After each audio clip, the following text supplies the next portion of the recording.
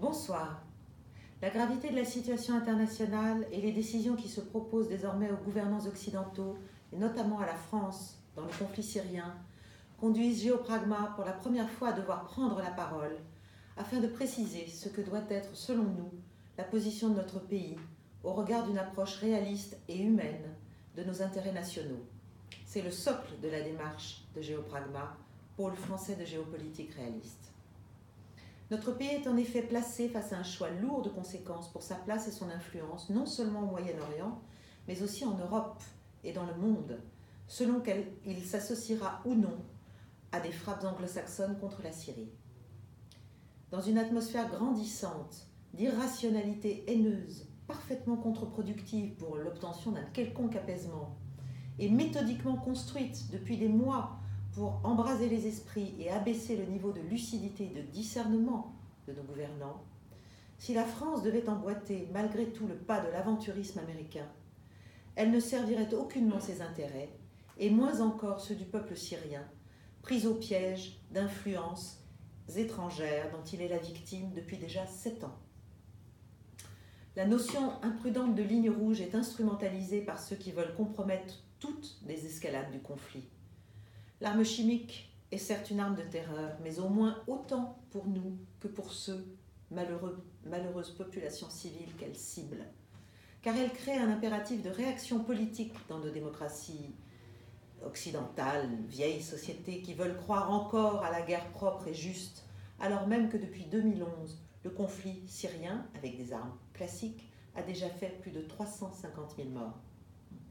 Le pire cynisme, le plus dévastateur pour notre crédibilité internationale et occidentale en l'espèce, est celui que masque l'invocation de la morale depuis 7 ans.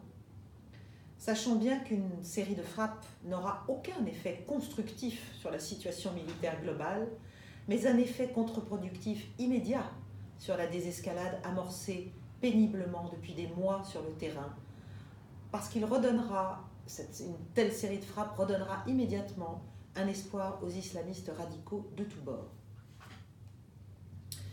Si la guerre est quasiment gagnée militairement par l'armée syrienne et ses alliés, en effet, la paix reste, elle, vraiment à construire.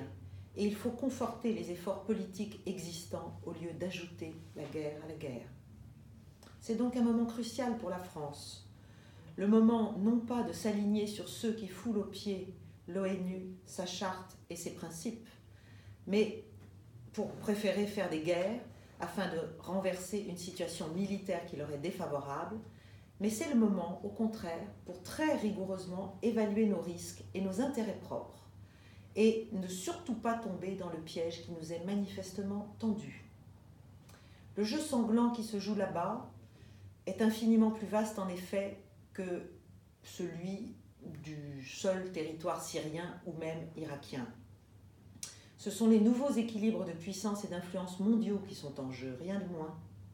Et l'on assiste dans ce contexte d'une grande reconfiguration à une vaste manœuvre de repolarisation de l'Occident autour du leadership américain et de son bras militaire, l'OTAN.